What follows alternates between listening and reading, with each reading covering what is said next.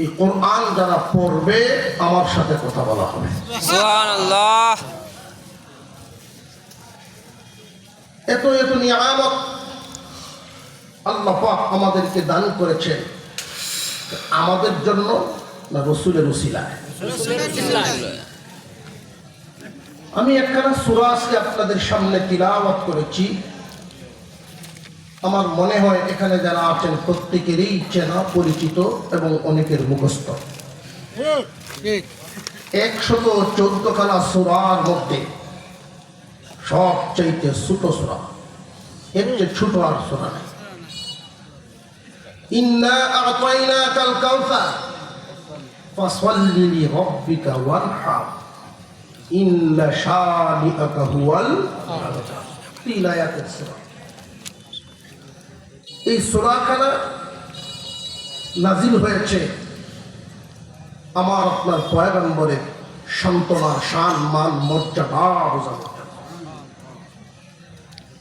114খানা সূরা, 112 সূরায় বিভিন্ন দিকের আলোচনা, আর 2টা সূরা এমন, একটায় আল্লাহর শান, আল্লাহর মান মর্যাদা বুঝাইছেন, আরেকটায় রাসূলের শান, রাসূলের মান মর্যাদা বুঝাইছেন। সুবহানাল্লাহ। সূরা কাউসার নাজিল করে আল্লাহ বুঝাইলেন, দোস্ত আমার শানে যেমন সূরা ইখলাস কুল হুয়াল্লাহ সূরা নাজিল করেছি, আপনার শানেও একখানা সূরা রেখে দিলাম, সূরা কাউসার নাজিল করেছি।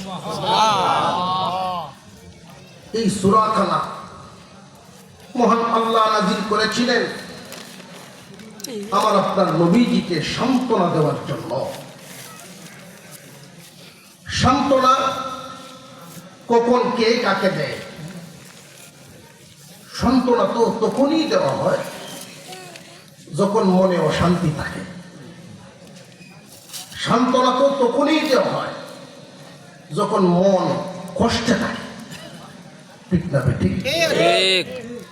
হুজুর আকরাম সাল্লাল্লাহু আলাইহি ওয়াসাল্লামের কোন প্রেক্ষিতে আল্লাহ এই সূরাখানা নাজিল করেছিলেন? মক্কা নগরীতে নবীজি দ্বীনের দাওয়াত দেন, সকলেই কি গ্রহণ করেছিল? বেশিরভাগ বিরোধী, বেশিরভাগই এমন কোন দিক নাই যেই দিকে বাধা দেয় নাই। আল্লাহ পাক রব্বুল আলামিন ঘোষণা দিয়েছেন, দোস্ত আপনার কাজ দাওয়াত দেওয়া, আর আমি আল্লাহর কাজ হেদায়েত দেওয়া। সুবহানাল্লাহ। দাওয়াত পাইলেই হেদায়েত পাবে না। আল্লাহ পাক রব্বুল আলামিনের দায়িত্ব দেওয়া ঠিকমতই পালন করতেছেন নবী মুহাম্মদুর রাসূলুল্লাহ সাল্লাল্লাহু আলাইহি ওয়াসাল্লাম। মক্কার মানুষ প্রভাবশালীরা বেশিরভাগ চতুর্দিকে তারা বাধা প্রদান করে। বাহির এলাকার মানুষ যারা মক্কায় প্রবেশ করত, বছরে একবার বান্নি মেলার আয়োজন হতো মক্কা নগরীতে। নেতৃস্থানীয় লোক যারা আবু জেহেল, আবু লাহাব, উতবা, সাইবা, আবু সুফিয়ান, দারুন নদওয়া নামক একটা মিটিং এর ঘর তাদের, বৈঠকখানা, বিভিন্ন ধরনের আলাপ আলোচনা সিদ্ধান্ত যেখানে নেওয়া হয়, ওইখানে বসে তারা আলোচনায় আনলো আগামী বান্নি মেলায় যে বিভিন্ন দেশের বিভিন্ন শহরের মানুষ মক্কা নগরীতে আসবে, একটা বিষয় নিয়ে খুব আমরা চিন্তিত। আমাদের মক্কার মানুষ অনেকেই কালিমা গ্রহণ করে ফেলছে, বাপ দাদার আমলের ধর্মের বিরোধিতা হচ্ছে। বহির্বিশ্বের মানুষরা এখন আসবে মক্কা নগরীতে, আব্দুল্লাহর ছেলে মুহাম্মাদের কালিমা তারাও যদি গ্রহণ করে বিভিন্ন দেশে নিয়ে যায়, তাহলে তো আমাদের সম্মান আর থাকবে না। এই মক্কা নগরীর যারা ইসলাম গ্রহণ করেছে বেশিরভাগই গরিব গুরাবা, গোলামের পুত্র গোলাম। আমাদের উপরে নেতৃস্থানীয় কোনো লোক নাই, আমাদের উপরে সিদ্ধান্ত নেওয়ার ক্ষমতা এখনো এদের নেই। কিন্তু যদি শহরের বাহিরে চলিয়া যায়, বহির্বিশ্বে এই দাওয়াত চলিয়া যায়, তাহলে আমাদের জন্য অসুবিধা হবে। কেমনে নিয়ন্ত্রণ করা যায়? সিদ্ধান্ত গ্রহণ করা হোক। তারা সিদ্ধান্ত গ্রহণ করলো, বহির্বিশ্বের মানুষেরা যেই রাস্তা দিয়া শহরে ঢুকবে, প্রত্যেকটা রাস্তার মোড়ে মোড়ে আমাদের ছেলেদেরকে দাঁড় করাইয়া দাও। কাফেরদের ছেলেদেরকে, বিভিন্ন যুবকদেরকে দাঁড় করাইয়া দেওয়া হলো। মক্কা নগরীতে মানুষরা আইসা ঢুকে 1 মাস পর্যন্ত তারা এখানে কেউ বেচা কেনা করবে, কেউ ঘোরাফেরা করবে। 1 মাসের বাণী মেলা। যুবকরা দাঁড়ায় দাঁড়ায় ঘোষণা দেয়, বহির্বিশ্বের মানুষেরা রে, আসো, তোমাদের মেহমানদারির কোনো কমতি হবে না। তবে একটা বিষয় খুব সাবধান, আমাদের এই মক্কা নগরীতে একজন যুবক আছে, আব্দুল্লাহর ছেলে মুহাম্মদ, তার দ্বারে কাছেও কেউ যাইবা না। জায়গায় জায়গায় ধার করে দেওয়া হয়েছে। আব্দুল্লাহর ছেলে মুহাম্মদের দ্বারে কাছেও কেউ যাইবা না।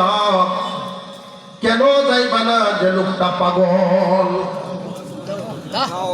আমার আপনার পয়গম্বরকে পাগল বলে প্রচার করা হচ্ছে, দ্বারে কাছেও যাওয়া যাবে না, বাধা দেয়।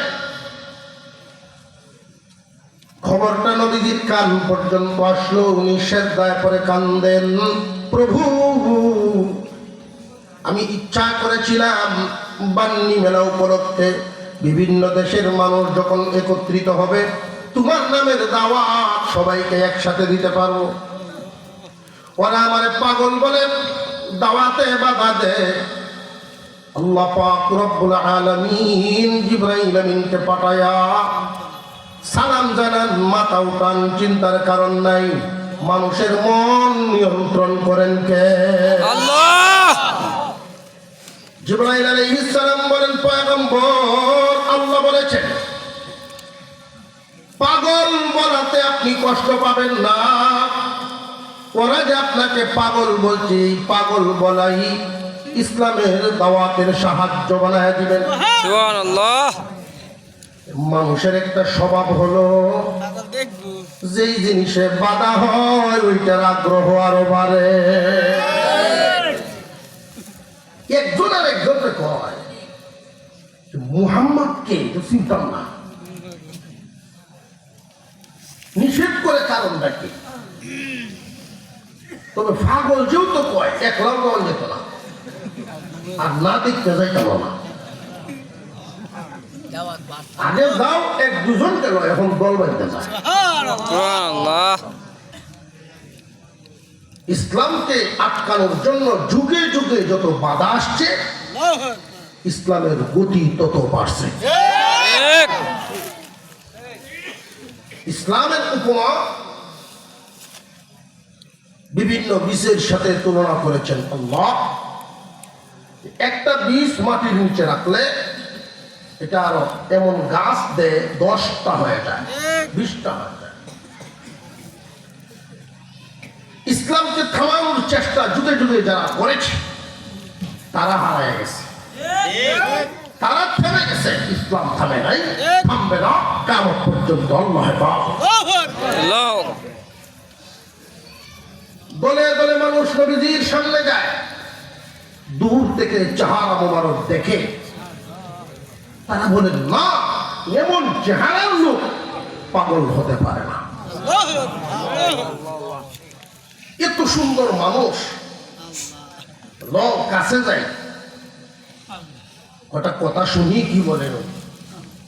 কাছে গিয়ে নবীজি জবান মোবারকের কথা শুনে দলে দলে সাথে সাথে ঈমান এনেছে বহু মানুষ। সুবহানাল্লাহ।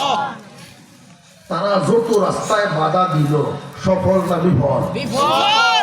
কোন লাইনে যেহেতু আটকাইতে পারে না, আর কি করব?